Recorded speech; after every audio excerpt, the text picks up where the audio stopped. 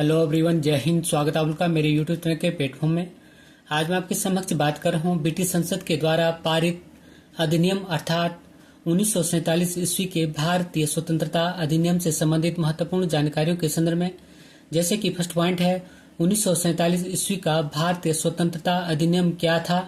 Second point है भारतीय स्वतंत्रता अधिनियम 1947 के प्रमुख प्रावधान क्या थे। और थर्ड पॉइंट है भारतीय स्वतंत्रता अधिनियम 1947 के द्वारा स्थापित स्वतंत्र भारत का प्रथम मंत्रिमंडल और उसके सदस्यों के संदर्भ में। फोर्थ पॉइंट है 1947 का भारतीय स्वतंत्रता अधिनियम से संबंधित महत्वपूर्ण प्रश्न। फर्स्ट क्वेश्चन है भारत स्वतंत्रता अधिनियम 1947 कब पारित हुआ था। सेकंड क्वेश्चन है किस अधिनियम के तहत भारत में वायसराय के पद को समाप्त कर दिया गया।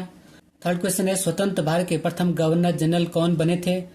और फोर्थ क्वेश्चन है स्वतंत्र भारत के प्रथम भारतीय गवर्नर जनरल कौन थे। जैसे महत्वपूर्ण प्रश्न और इस भारतीय स्वतंत्रता अधिनियम से संबंधित महत्वपूर्ण जानकारियों के संदर्भ में मैं इस वीडियो में आपसे बात करूंगा।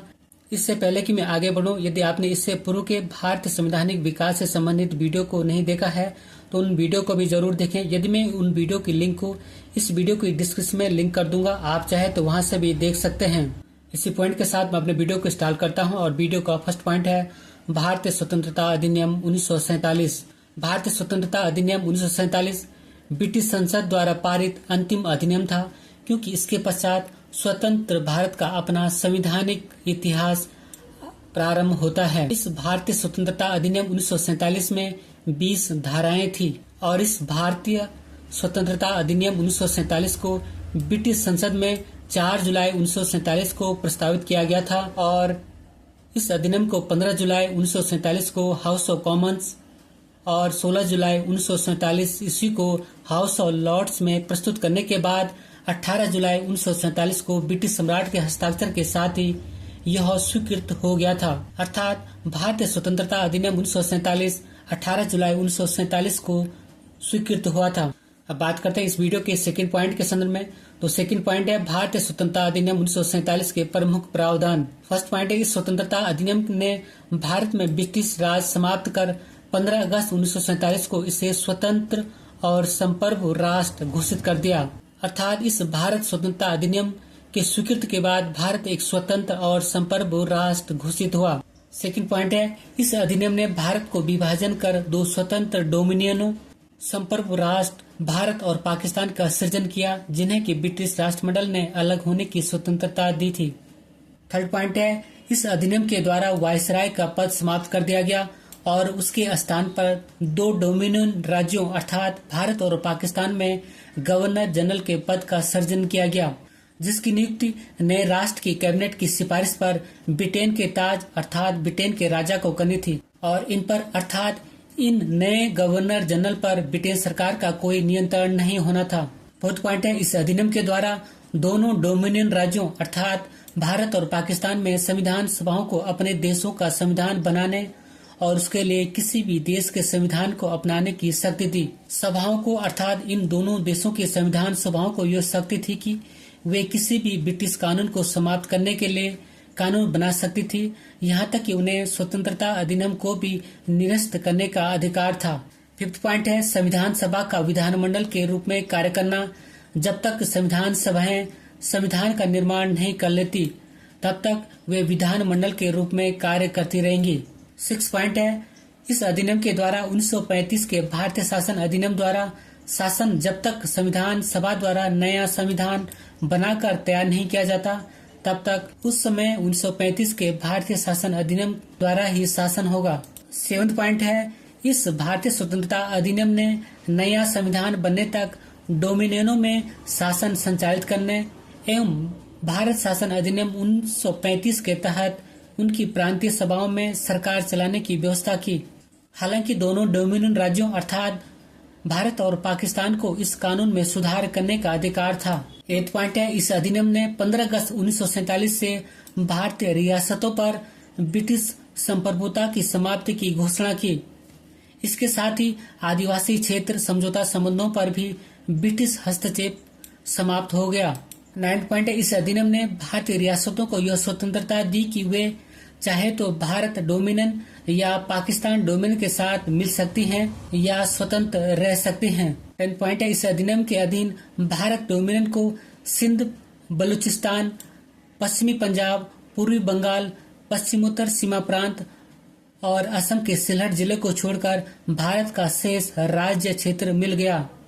11 पॉइंट है, इस कानून ने ब्रिटेन में भारत सचिव का पद समाप्त कर दिया और इसकी सभी शक्तियां राष्ट्रमंडल मामलों के राज्य सचिव को हस्तांतरित कर दी गई। 12 पॉइंट है, इस अधिनियम ने ब्रिटिश शासक को विधेयकों पर मताधिकार और उन्हें स्वीकृत करने के अधिकार से वंचित कर दिया, लेकिन ब्रिटिश शासन के नाम पर गवर्नर जनरल को किसी भी विधेयक को स्वीकार करने का अधिकार प्राप्त था। 13 पॉइंट है, इस अधिनियम के अंतर्गत भारत के गवर्नर जनरल एवं प्रांतीय गवर्नरों को राज्यों का संवैधानिक प्रमुख नियुक्त किया गया और इन्हें सभी मामलों पर राज्यों की मंत्रिपरिषद से परामर्श पर कार्य करना होता था। 14 पॉइंट है, इस अधिनियम ने शाही उपाधि से भारत का सम्राट शब्द समाप्त कर दिया था।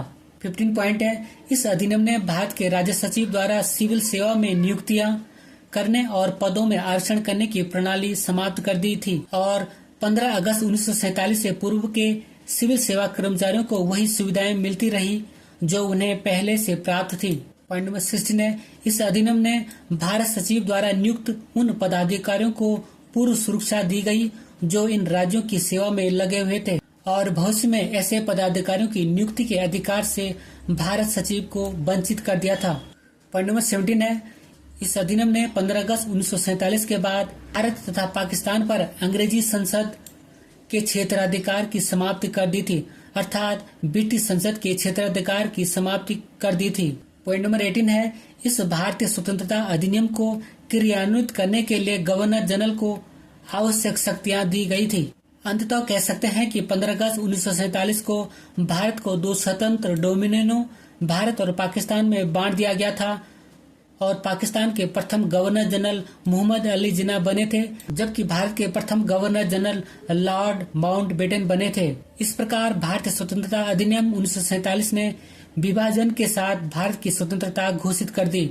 बात करें भारत के संदर्भ में तो माउंटबेटन ने ही जवाहरलाल नेहरू को भारत के प्रथम प्रधानमंत्री के रूप में शपथ दिलाई थी और संविधान सभा जो 1946 में बनी थी को ही स्वतंत्र भारत की डोमिनियन के संसद के रूप में स्वीकार किया गया था।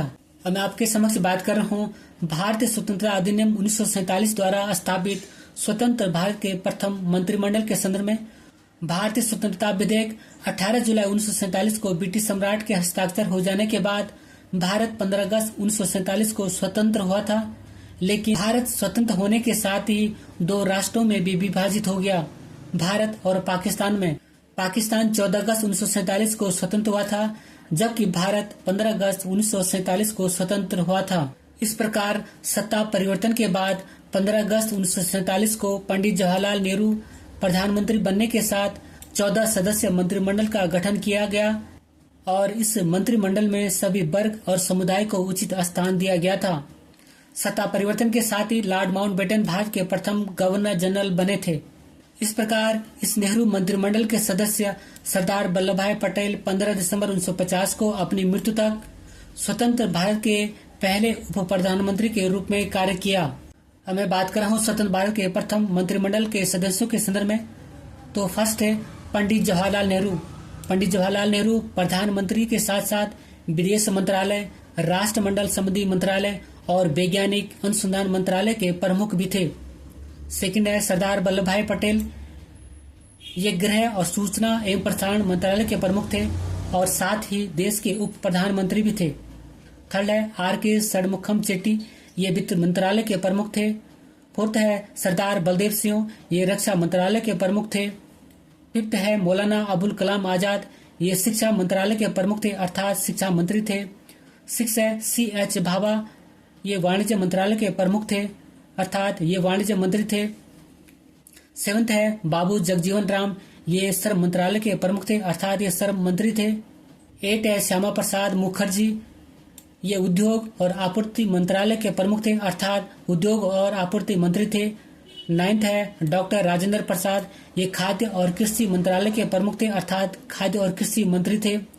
10 है डॉक्टर भीमराव अंबेडकर, ये कानून और विधि मंत्रालय के प्रमुख अर्थात कानून मंत्री थे। 11 है डॉक्टर जॉन मथाई, ये रेल एवं परिवहन मंत्रालय के प्रमुख थे अर्थात ये रेल मंत्री थे।